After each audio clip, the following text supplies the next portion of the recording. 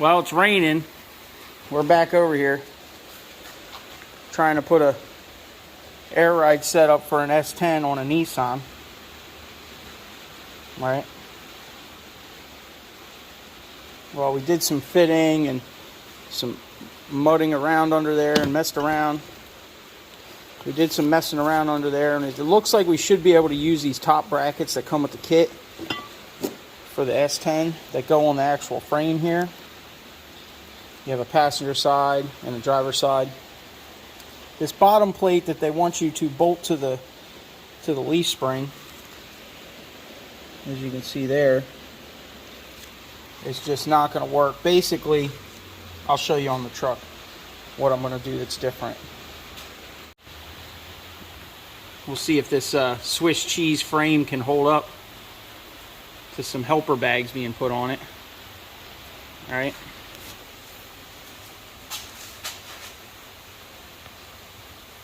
We'll see. We should be able to get it tied into that patch piece there pretty much, and then I can extend it on back with the rest of the frame repair, and then we can put a bottom plate on this frame like I've been intending to do anyway. But basically the airbag's going to land pretty much right where this structural support piece is inside the frame rail right there. This piece of metal. It's basically going to land right there under it. And then I whipped up some brackets. We need to still cut them out. But basically the bag is going to be sitting between that bracket up there and the bottom, this bottom tab that I'm making for these bottom brackets. Let me clamp the bag up in there, you'll get a better idea. Alright, basically like that is what we're going for. Now this bag is not, it's not fully compressed or fully extended. This thing actually comes out of here probably another 2 inches, but I do have the truck jacked up with the screw jack as much as I can without picking it up off the lift. So we're trying to find that happy medium. I've run a bunch of measurements, but anyway, basically we're going to do this, and then there's a round plate that's going to get welded on this end of the tab. I have a tab on this side. It's going to come in on an angle, and then I'm going to come in on the other side like this with another one between the rear. I'm just leaving the wheels on right now so I have, you know, a reference for clearance between the tire and the bag.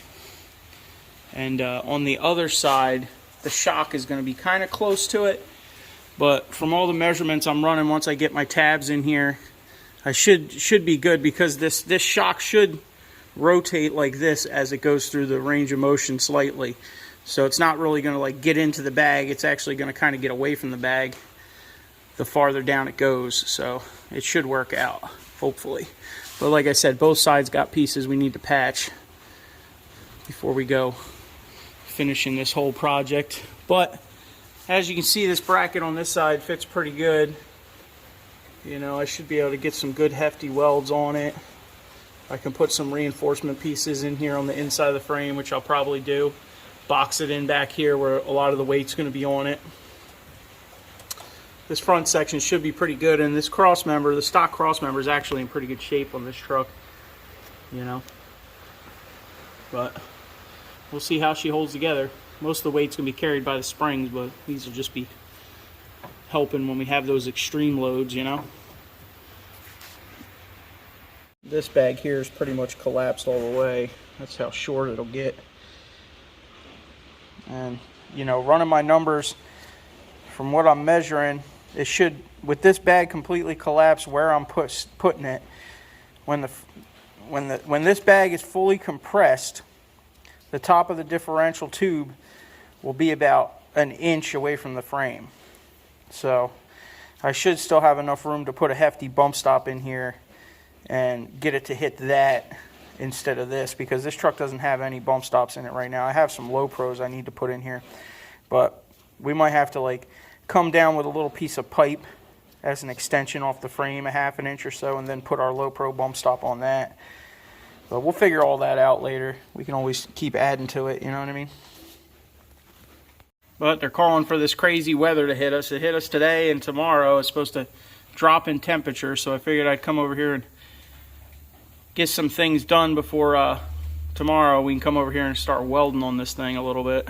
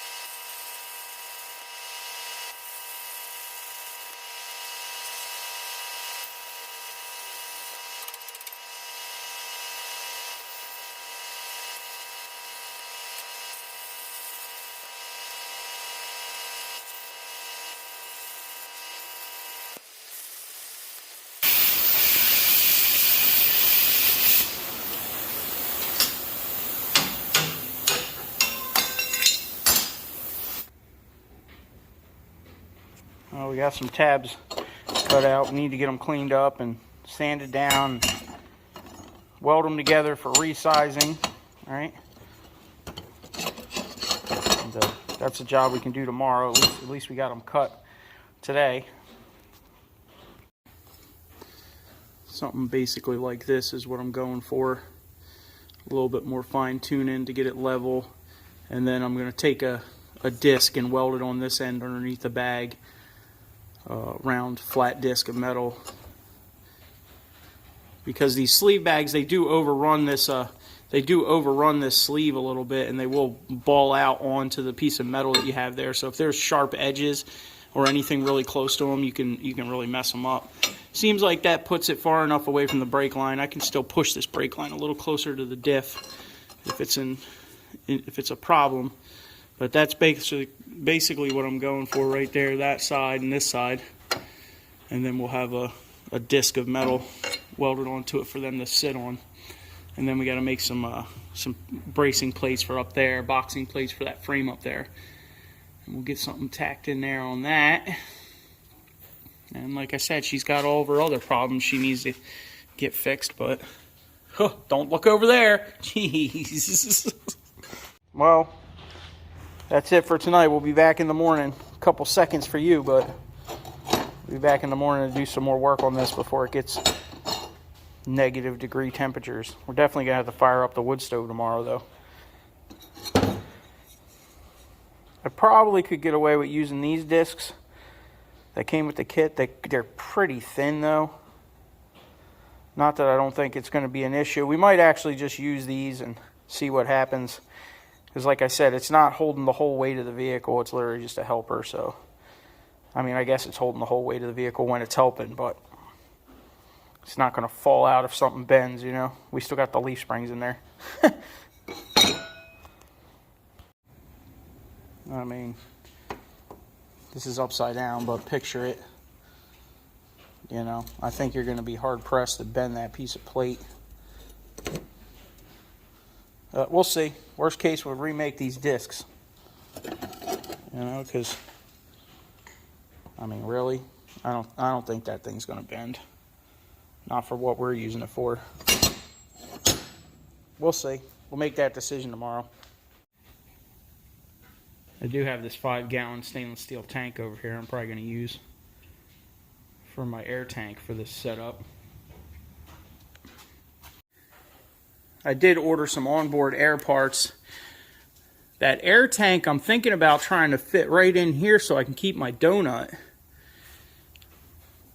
But I don't know. I'm probably going to have to build some sort of mount to mount it to the bed back here. So we'll have to figure that out. We'll get the airbags mounted first and then figure out the air management system later when the parts come in, because they're not going to be here till well after Christmas. So I think like the 9th or something of January was what they were estimating. But anyway, I ordered some compressors. I ordered some 1/4-inch manual valves for the dashboard with a gauge, so we can run each one of these independent, so we still have our sportiness when it's pumped up and we're not just transferring air from one bag to the other when we go around a corner or a circle, a roundabout, right? But alright, y'all, we'll come back tomorrow. I got some stuff in the works for this bad boy. I'm thinking about putting the compressor behind the seat in the cab, and I'm also thinking about putting an air spool behind the seat so I can have compressed air on a reel. What do you guys think about that? I think I should be able to fit all that behind my seat in the standard cab. Doesn't really leave you much room, but there's a little bit back there for maybe a hose reel and an air compressor. And we're at full droop now. The jack's completely off. And this is pretty much full extension, which is putting us pretty much where I want my tabs to end up, right at the top of this spring perch. So we should have plenty of bag here for full droop. And like I said, when it's completely collapsed, we're about, I think, a 1/2 inch or so from bottoming out on this plate. So it should work out. We're going to have to definitely put a bump stop in here, but we'll figure that out. Like I said, another day, figure that out.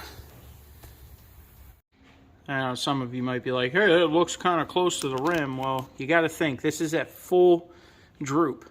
Okay, very rarely is this thing ever going to be at full lift like this.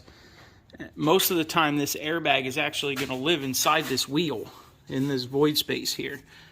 You know, once it's at ride height with a load on it, or even at static height, is a lot lower than where it is right now, which will bring the bag into this area right in here. So as long as this thing doesn't swell up like a tick on the back of your German Shepherd, I should be pretty good. But I don't have a lot of experience with these sleeve bags. Most of what I've used in the past have been double bellowed bags. So we'll see. It should work out. Worst case scenario, we re-drill the holes in this bracket and push the bag over a little bit. Make her cock on an angle, right? I think it'll be all right. Next day, sun's up.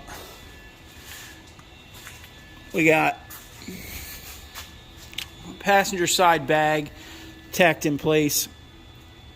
I already tacked this base plate and I unbolted the bag from it. So I'm trying to push it around so there's enough clearance from the rim and enough clearance for the shock. It looks like it should be all right. Hopefully it won't be rubbing on this brake line. This side we got clamped in place right where I want it. Tabs are tacked onto the rear, leveled out as best we're going to do. And now I need to pull this base plate down and tack it to these tabs and tack the bracket to the frame up top here.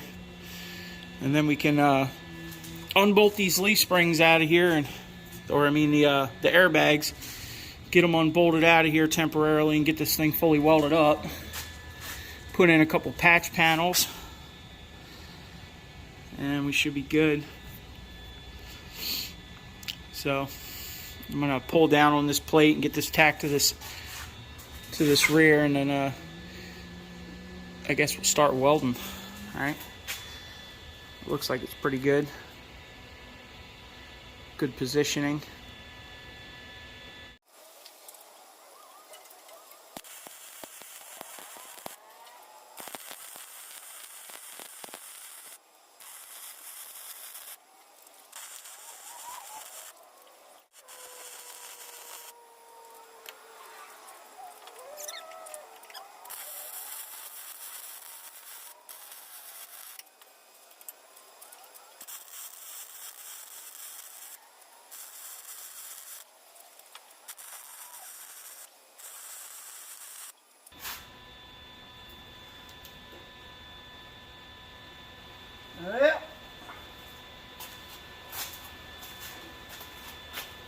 they all say.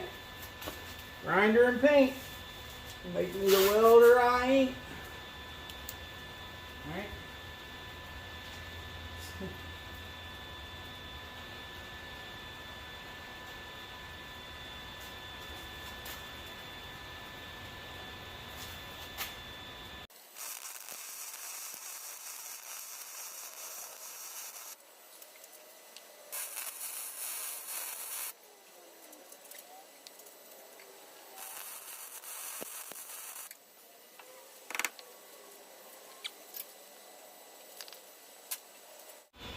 Whew, look at them boogers.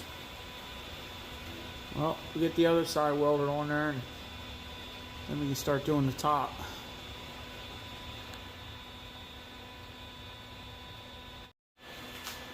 Probably gonna come up in here and cut these tips off with the cutoff wheel, just so the bag gets over the edge there, it's not anywhere near anything sharp.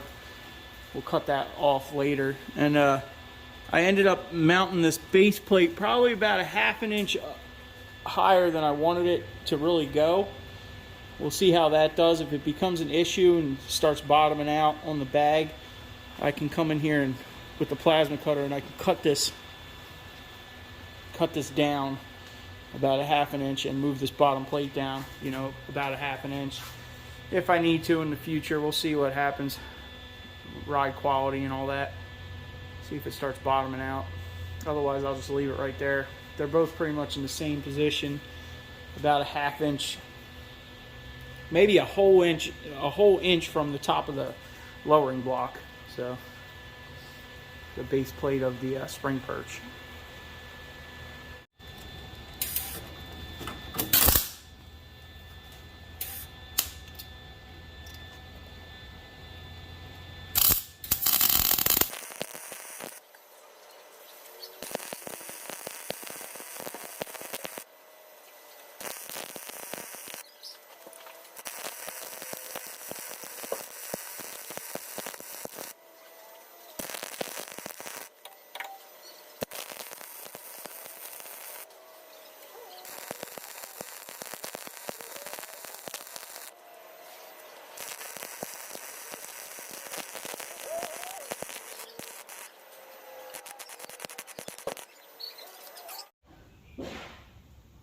Oh, she's ugly. It's on there, that's for sure. We forgot to plug weld those holes. Oh well, we'll get them next time.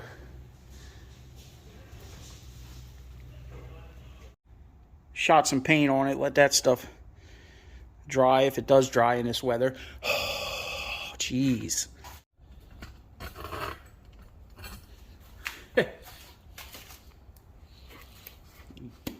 You know it's cold out, right?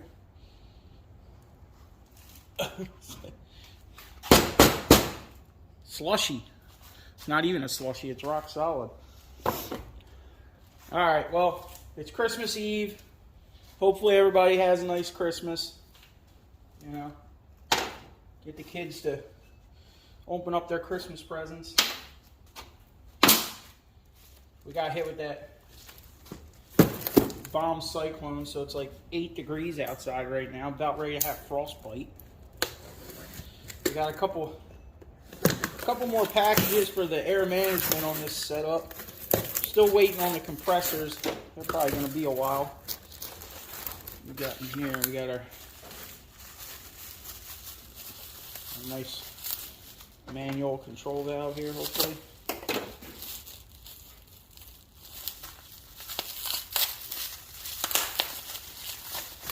Alright. Got our Air Lift brand manual valves. Alright, they seem pretty good.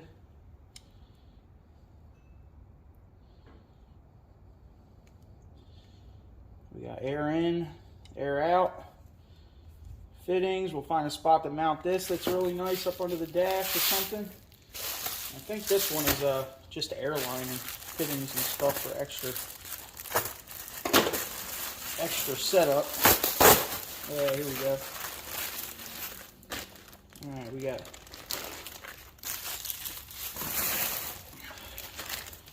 think I got 50 feet, 1/4 inch. Amazon special. Came with some of these random fittings. It looks like we got some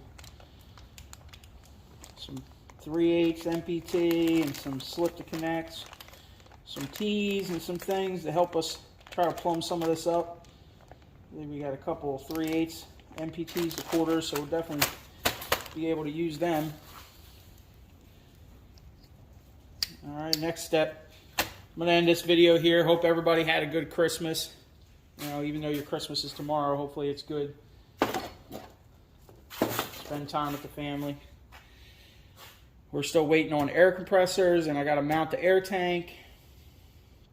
And we still need to get a square D pressure switch to be able to run our pressure at. All right, hit that thumbs up, subscribe, take some naps, eat a big dinner, whatever, right? We'll see you guys on the next one. Part 2 will have to be the air management system.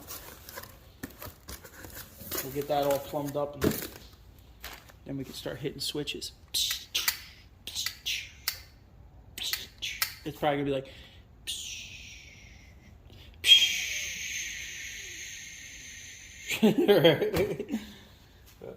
Old school 1/4 inch manual valves, right?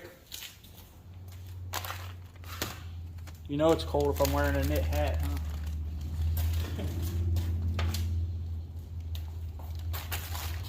Well,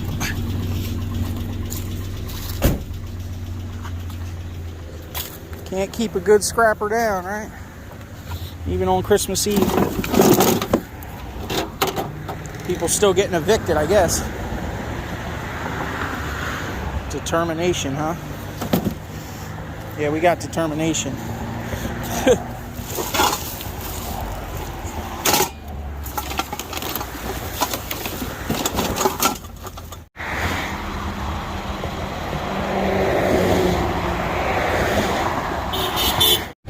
Well, I'm not the only one out here with a rust bucket shedding parts. Still got their tag on it. Oh man, Delaware. Anybody knows who this guy is, tell him I got his tag. It expires in 23rd. Wow. How did that just fall off of there though? It didn't even rust off. It literally just, the bolts vibrated right out. Somebody didn't tighten them up. You're fired. It's all right, just turn the music up. You won't even hear it when you lose it. All right?